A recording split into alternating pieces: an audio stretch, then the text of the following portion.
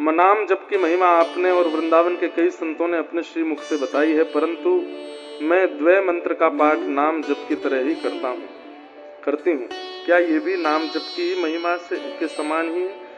अब रामानुज परंपरा में मूल मंत्र, द्वय मंत्र, चरम मंत्र 3 मंत्र हैं। द्वय मंत्र 24 घंटे आपके मन में चलते ही रहना चाहिए। उसमें भगवान का नाम ही तो है, तो भगवान नाम तो हो ही रहा है, उसको आप करते रहो, बिल्कुल नाम महिमा के समान है। अब केवल हम ये मान लेते हैं कि कृष्ण कृष्ण जपें, राधा राधा जपें, वही नाम जप नहीं। भगवान नाम कहीं भी है, कोई भी है, किसी भी रूप से उच्चारित हो रहा है, वो नाम है। नाम भाव से उसका उच्चारण करो। किन्हीं का भाव है कि मेरा स्वभाव बिल्कुल अच्छा नहीं है। श्री रघुनाथ जी, श्री जगन्नाथ जी को जिस शुभ गुण प्रिय नहीं, जो सभी गुण प्रिय नहीं लगते, वो सभी गुण मेरे अंदर बसा पड़ा है। अच्छा, मेरे अंदर ईर्ष्या दोष है, अहंकार है, काम क्रोध लोभ मोह सब कुछ भरा पड़ा है और मन की स्थिति बहुत खराब है। कृपया मेरा मार्गदर्शन कीजिए। मैं बहुत चतुर हूँ, चालाक हूँ। आप कथा में कहते हैं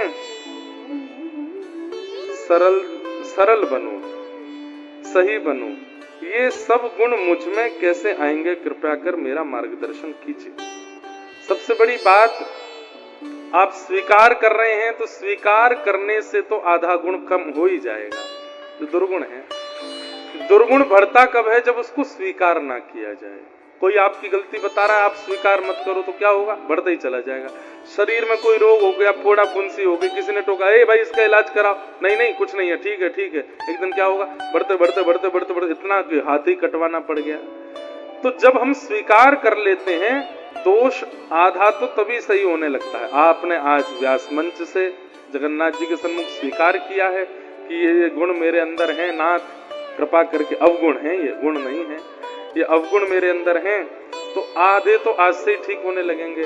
बाकी अपने अवगुणों को ठाकुर जी के सन्मुख नित्य कहा करो। और जब जब अवगुण प्रकट हो, जैसे ईर्ष्या का अवगुण प्रकट हो, काम का अवगुण प्रकट हो, किसी में दोष देखने का अवगुण प्रकट हो, आपको पता तो है कि अवगुण है, ये दोष है, तुरंत नेत्र बंद करके जो नाम आपको प्रिय ठाकुर जी का लगता है वो गाने लग जाओ। भाई बीमार होते ही औषधि ली जाती है ना, अवगुण आते ही नाम रूपी औषधि गाने लग जाओ, लेने लग जाओ। उससे क्या होगा?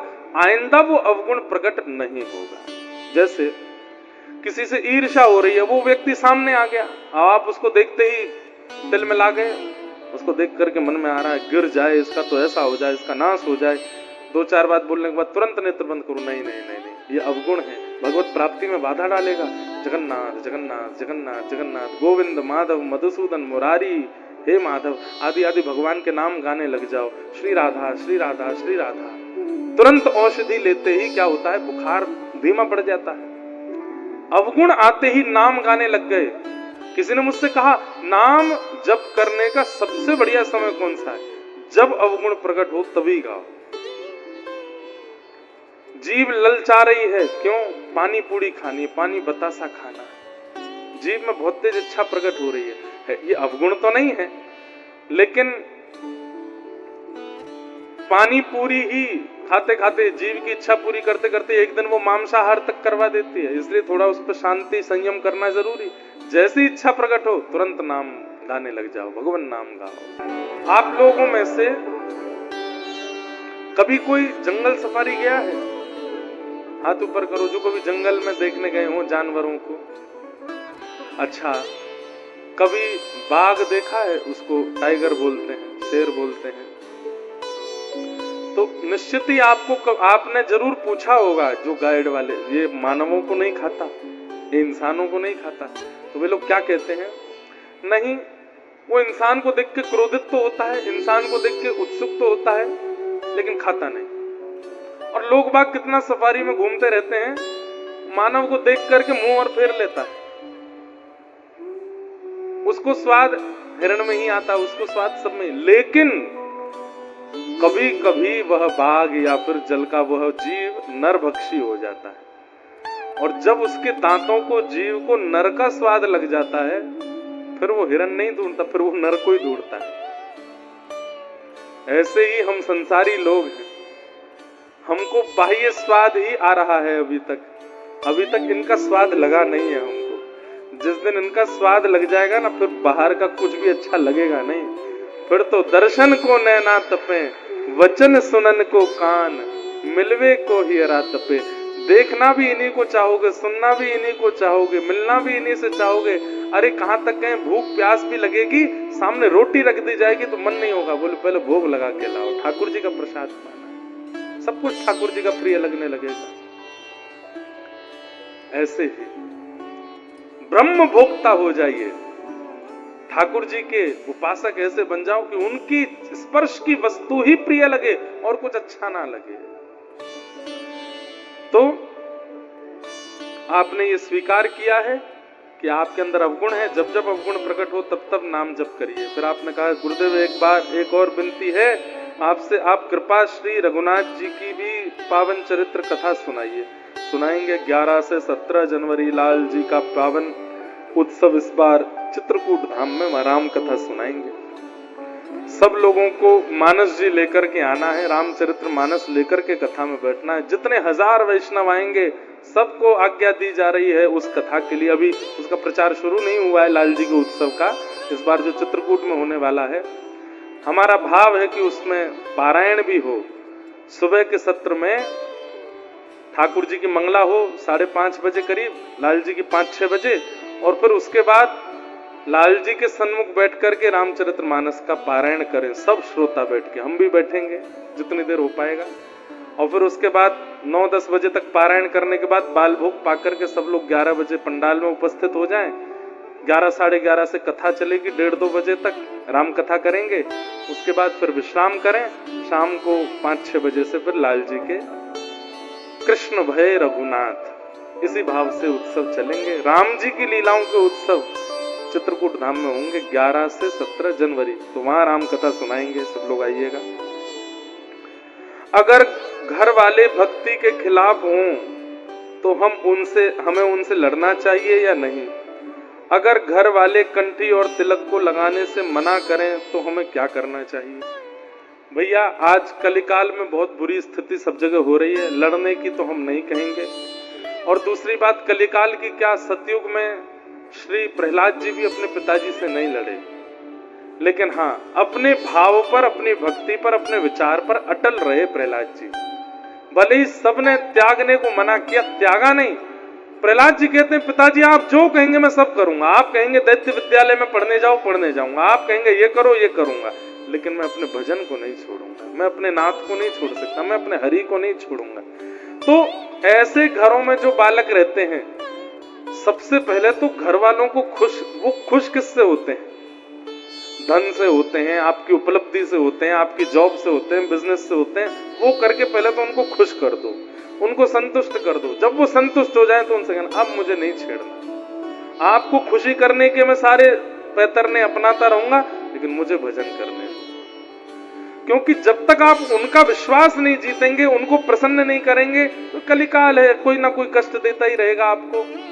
अब बच्चे आजकल क्या करते हैं, वो भजन में तो इतने आनंदित हो गए, लेकिन घर वालों को दुखी कर देते हैं, हम तो करेंगे, अब तुम चाहे जो करो। कलिकाल में नहीं चल पाएगा ऐसे।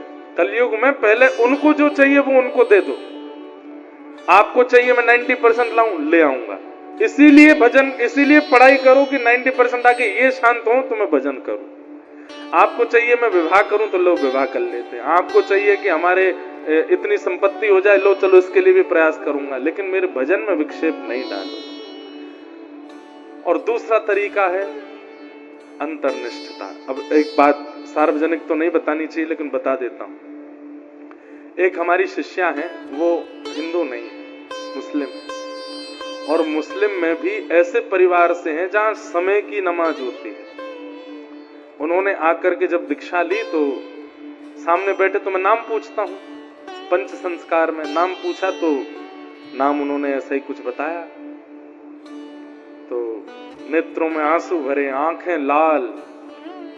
मैंने कहा क्या करें अब लाली, महाराज जी दीक्षा तो दे दीजिए। मैंने कहा दीक्षा तो हम दे देंगे, पर खान पान की शुद्धि?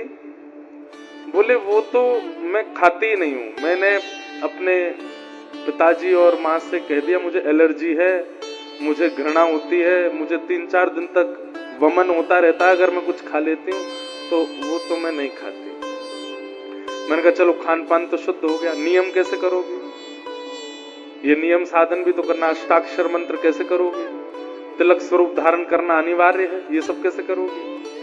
तो बोले महाराज जी हमारे घर में सबसे पहले हमारे पिताजी उठते हैं 5 बजे, फिर माता जी उठती हैं 6 बजे, पूरा परिवार 5 बजे के बाद ही उठता है। तो मैं ऐसी योजना बना लूंगी कि मैं 3 बजे उठ करके और नियम साधन एकांत में बैठ के कर लूं और 4:30 तक मैं सो जाऊं, पिताजी उठें, उसके बाद वो और उतनी देर में थोड़ा तिलक धारण कर लूं, बाकी पूरे दिन में जल का तिलक धारण कर लूं। मेरे तो हाथ पर कहां पे, मैं करूं क्या इसको, क्या बोले? और भावना ऐसी कि बस आप दीक्षा दे दीजिए। जैसे साल वेग यवन कुल में उत्पन्न महाप्रभु जगन्नाथ जी के यहाँ पर मंदिर में गैर हिंदुओं का प्रवेश नहीं है। क्यों? अब कई लोग प्रश्न करते हैं कि जगन्नाथ जी इतना भेदभाव क्यों कर रहे हैं? अरे कल ही मैं कथा सुना करके आया, रक्तबाहु नाम का एक यवन, उसने कितना आक्रमण किया मंदिर तोड़ने के लिए। किसी काल में यवनों ने कोई कसर छोड़ी नहीं थी मंदिरों को बर्बाद करने के लिए, हमारे ठाकुरों को कष्ट पहुंचाने के लिए। इसलिए ये कड़े नियम बनाए गए थे कि भाई केवल हिंदू आएंगे भीतर और कोई नहीं आएगा। लेकिन ठाकुर जी मन में विचार करे, रसखान जैसे मेरे भक्त, ताज बेगम जैसे मेरे भक्त, सालवेग जैसे मेरे भक्त, जो बेचारे किसी कारण से गैर हिंदू कुल में जन्मे, उनका तो दोष नहीं, उनको दर्शन कैसे? इसलिए महाप्रभु जी बाहर आते हैं। ठाकुर जी के मंदिर में दर्शन करने का फल तो है ही, लेकिन जब ठाकुर जी रथ पर विराजमान होते हैं और रत्न वेद अपने स्नान वेदी पे विराजमान, उसकी महिमा इतनी बड़ी क्यों कर दी ठाकुर जी ने? बोले जो साल भर भीतर नहीं आ सकते वो एक बार यहाँ दर्शन कर लें, साल भर के दर्शन का फल मिल जाएगा मेरा। ये जगन्नाथ है, इतना कौन सोचता है किसी के लिए? ठाकुर जी बाहर आके सबको दर्शन दे देते हैं। तुम नहीं आ सकते, मैं आता हूं ना बाहर, इसलिए मेरा दर्शन कर लो। और बल्कि उन लोगों के लिए कितना इजी है। अरे हिंदू वैष्णव कुल में उत्पन्नों को तो हर 2-3 महीने में जगन्नाथपुरी आना चाहिए, अनिवार्य है। उनके लिए ठाकुर जी ने कह दिया कोई बात नहीं, तुम एक ही बार आओ। कब? व्रत यात्रा हो तभी आना है ना, खर्चा भी कम होगा, पैसे भी कम लगेंगे, एक ही बार आओ, मैं ही बाहर आके मिलूंगा। अच्छा एक और बात, आप किसी बहुत बड़े व्यक्ति के घर गए, घर पहुंचे, घर पर जाकर के स्वयं आपको अपनी गाड़ी का गेट खोलना पड़ा, स्वयं बेल बजानी पड़ी, स्वयं गेट खोल के भीतर जाने पड़े, फिर उसके बाद वेट करना पड़ा, किसी ने आकर के फिर अंदर ले जाकर के आपको उनसे मिलाया। एक तो है ये मिलना, और एक आप किसी के घर गए और वो व्यक्ति बाहर द्वार पे ही खड़ा है आपकी प्रतीक्षा में। दोनों में विशेष कौन सा है? आप भीतर जाके दर्शन करके आए वो, कि वो व्यक्ति ही बाहर आ गया, वो कौन सा विशेष है? वो व्यक्ति बाहर आ जाए वो ना। तो महाप्रभु जगन्नाथ जब बाहर आते हैं उस समय उनका दर्शन जिन जिन वैष्णवों को होता है वो विशेष है ना। ठाकुर जी बाहर ही खड़े, बताओ, हमें श्रम ही नहीं करना पड़ा अंदर जाने के लिए। तो इसलिए अब बताओ, वो लाली अभी कहीं कथा थी मेरी दीक्षा लेके, वो 6-7 महीने तो दिखी नहीं, कहीं कथा थी, वहां वो आई थी। मुझे तो, मैं तो भूल गया, मेरे को पता ही नहीं था। फिर उन्होंने एक पत्र में लिख के कहा कि महाराज जी मैं वो, फिर हमने मिल तो नहीं पाया, मैंने ये पूछा बस कि नियम होता है? बोले हाँ महाराज जी रोज होता है, रोज होता है। मैंने कहा बहुत अच्छा है। तो जिसको प्राप्त करना है ना ठाकुर जी को, वो कैसे भी तरीके निकाल ही लेता है। तो ऐसे परिवार के जिनका ये बालक का प्रश्न है, अपने आप तरीके निकालो, करने का प्रयास करो। भगवान हमको विरह क्यों देते हैं? क्योंकि हमारा प्रेम पुष्ट हो। संयोग में विरह नहीं होता, संयोग में प्रेम घटने लगता है, इसलिए ठाकुर जी विरह प्रदान करते हैं। अरे प्यास लगी है, पानी ना हो तो प्यास की कीमत समझ में आती है, पानी की कीमत समझ में आती है, एक एक बूंद की कीमत समझ में आने लगती है। भूख लगे, अन्न ना मिले तो एक एक अन्न की, अरे कूड़े में भी अगर अन्न पड़ा होता है तो मन में आता है राम राम, इतना बर्बाद कर रहे हैं लोग, हमको खाने को नहीं मिल रहा। वस्तु की सहज प्राप्ति उसकी कीमत को घटा देती है, उसके प्रति प्रेम को घटा देती है, इसलिए वियोग आवश्यक है। ठाकुर जी इसलिए कभी कभी दूर करते रहते हैं ताकि आपको उनकी कीमत पता चले, उनका भाव पता चले, उनके प्रति वो प्रगाढ़ हो जाए जो प्रेम है, इसलिए। और उनको पाना इतना मुश्किल क्यों? किसने कहा मुश्किल है? बिल्कुल मुश्किल नहीं है। ठाकुर जी को पाना मुश्किल नहीं है, पर हमारी तत्परता नहीं है उतनी, इसलिए हम ठाकुर जी को नहीं पा रहे। एक सामान्य झुग्गी झोंपड़ी में जन्मा बालक पढ़ लिख करके IAS ऑफिसर बन सकता है। हम घरों में रहने वाले ठाकुर जी को प्राप्त क्यों नहीं कर पाते? क्योंकि लगन नहीं है, वैसी उत्सुकता नहीं है, वैसी इच्छा नहीं है, वैसी चाह नहीं है, वैसी तड़प नहीं है हमारी, इसलिए ठाकुर जी को पाना मुश्किल लगता है। मुश्किल नहीं है, वैसे व्याकुल हो जाओ, मिल जाएंगे ठाकुर जी। उनके दर्शन आसानी से क्यों नहीं हो पाते? अब मैं क्या बोलूं, इस ऐसा क्या होगा कि ठाकुर जी बाहर आके बैठ जाते हैं और क्या चाहिए बताओ? घर आमे आपके टिंग टोंग बेल बजाओ, मैं जगन्नाथ दर्शन देने आया हूं, और क्या चाहिए आपको? अरे बाहर आके बैठ जाते हैं, रथ में आके आरूढ़ हो जाते हैं, अब तो लाइव टेलीकास्ट होता है, घरों में दर्शन हो जाते हैं, और क्या चाहिए? इनसे आसान तो दुनिया में कोई है ही नहीं है। अरे चिंता होनी चाहिए हमको कि हम लायक भी नहीं है इनके सामने जाने के, लेकिन फिर भी द्वार बंद नहीं होता हमारे लिए, खड़े रहते हैं दर्शन देने के लिए।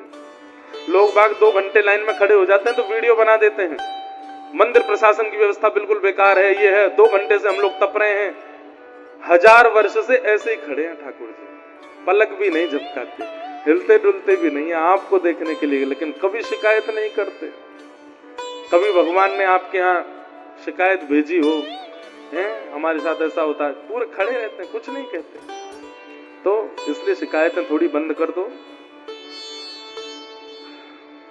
इस प्रकार ये कुछ प्रश्न थे, सबका समाधान आज के इस भाव में हुआ। महाप्रभु जगन्नाथ जी पावन उनके स्नान पूर्णिमा के अवसर पर हम लोग आए हैं। आप लोग खूब भाव से महाप्रसाद सेवन करो, ठाकुर जी का मंगल दर्शन करो, और कल हम लोग पूरे जगन्नाथ जी के प्राकट्य की कथा सुनेंगे, और फिर कल यहाँ ठाकुर जी का नंदोत्सव भी मनाएंगे कथा में, क्योंकि परसों ठाकुर जी का जन्मोत्सव है। तो कल कथा सुन करके जब जगन्नाथ जी प्रकट होकर के श्री मंदिर में विराजेंगे, ये प्रसंग आएगा, उसके बाद 1-2 बधाई हमने लिखी हैं, कल उन बधाइयों को यहीं उद्घाटित करेंगे। और खूब आनंद के साथ कल जगन्नाथ जी का मंगल प्राकट्य दिवस हम लोग कथा में मनाएंगे, और उत्सव के रूप में परसों मनाएंगे। कल कथा का समय बंधुओं 10 बजे से है। हमारी प्रार्थना आज तो थोड़ा विलंब हुआ, लेकिन कल से आप लोग 9 बजे ही आ जाना। 9 बजे आकर के बाल भोग करके यहाँ विराज जाना। 10 साढ़े 10 के बीच में कथा प्रारंभ होगी, 1-1.5 बजे तक कथा का क्रम चलेगा। खूब विस्तार से हम लोग कल ठाकुर जी की एक विषय की जानकारी कल कथा में श्रवण करेंगे। नीलाचल धाम की महिमा, श्री महाप्रभु जगन्नाथ, सुभद्रा, बलभद्र जी, और ये चतुर्व्यूह हैं, बगल में सुदर्शन जी भी हैं, उनके बिना दर्शन किए दर्शन पूर्ण नहीं माना जाता। आप में से कई लोग हो सकते हैं 15 बार आए होंगे, लेकिन 3 को ही देख के निकल गए। जब तक इनका दर्शन नहीं होता सुदर्शन जी का, तो ये चतुर्व्यूह पूर्ण जो ब्रह्म दारू हैं, पूर्ण दर्शन इनका नहीं होता। इनका दर्शन भी मानना करना है। अब गरुड़ स्तंभ के पीछे से कभी कभी दिखते तो है नहीं है जो हमारे सुदर्शन जी, तो फिर क्या करें? बोले सुदर्शन जी का केवल भाव रख लो कि मध्य वहां पर सुदर्शन जी विराज रहे हैं, बाहर आकर के नील चक्र का दर्शन कर लो, तब दर्शन पूर्ण माना जाता है। महाप्रसाद का अपमान मत कीजिएगा। फर्श पे बैठ के, सोफा पे बैठ के, दरी चद्दर चटाई पे बैठ करके महाप्रसाद नहीं पाना है, नीचे बैठ के पाना है, कोरी जमीन पर पाना है, पत्तल में और केले के पत्ते पे ही पाना है, थाली में नहीं पाना है। जो लोग नीचे नहीं बैठ सकते उनके लिए है कि वो ऊपर बैठ के पा लें, बाकी नीचे बैठ के पाना बिल्कुल जमीन पर, और उतना ही पाना है जितना आप पा सको, एक तिनका भी छोड़ना नहीं। आपके महाप्रसाद की पत्तल उसको कोई देखे तो ये सोचे कि नई है, इसमें तो कुछ हुआ ही नहीं है, ऐसे पूरा मतलब बिल्कुल जो है हाथ से सब विराजमान करो। साक्षात गोविंद हैं। जितने कण महाप्रसाद के आपके सन्मुख हो, सबके प्रति भाव रखो कि ये सब जगन्नाथ जी हो, सब मेरे भीतर जाकर के मुझ में भक्ति का वर्धन करेंगे। भक्ति वर्धन की भावना से ही महाप्रसाद का सेवन करो। आप फिर अनुभव करेंगे प्रेम बढ़ गया, भक्ति बढ़ गई, भावना बढ़ गई, महाप्रसाद की कृपा होगी। महाप्रसाद का अपमान मत कीजिएगा और यहाँ धाम वासियों का खूब सम्मान करो, खूब प्रणाम करो, खूब सबको प्रेम प्रदान करो। इस प्रकार से आगे के क्रम में हम चलेंगे। आज पूज्य गुरुदेव भगवान हम सबके मध्य में विराज रहे हैं। आप बड़ी कृपा करके कटक की कथा में और यहाँ की कथा में पधारे। आज आप वापस प्रस्थान कर रहे हैं क्योंकि 2-3 दिन बाद फिर विदेश यात्रा पर आप निकल जाएंगे। आज पूज्य गुरुदेव भगवान का भी परम सानिध्य हमको प्राप्त हुआ। मैं कहा करता हूं कि महाप्रभु जगन्नाथ जी का दर्शन आचार्य, गुरु, वैष्णव और ब्रजवासी इनके साथ करना चाहिए। हमारे मंदिर के वैष्णव जन ही हमको लेके जाते हैं। बोले आपको, मैंने कि आप तो पुरी के ही हो। बोले फिर भी आपके पीछे खड़े होकर दर्शन करेंगे जगन्नाथ जी के। क्यों? बोले महाप्रभु जगन्नाथ जी प्रिय जनों को देखते हैं और प्रिय जनों के पीछे जब हम खड़े होते हैं तो दृष्टि हम पे भी पड़ जाती है, तो उनको भी देख लेते हैं। तो आप सब वैष्णव ही हो, एक दूसरे का हाथ पकड़ के जाया करो और उसको आगे करके उसके पीछे से दर्शन करो। बोले जय जय, ये आपका परम भक्त है, ये आपका परम उपासक है, इसको देख लीजिए और इस पर जब दृष्टि पड़े तो नेक्स्ट से हम पे भी डाल लीजिए। इस प्रकार से महाप्रभु जी का दर्शन करो, खूब आनंद कीजिएगा। 4 दिन तक ना रोना, ना परेशान होना, ना टेंशन में आना, ना दुखी होना, बिल्कुल सब चीजों को तिलांजलि दे करके खूब मगन होकर के जगन्नाथ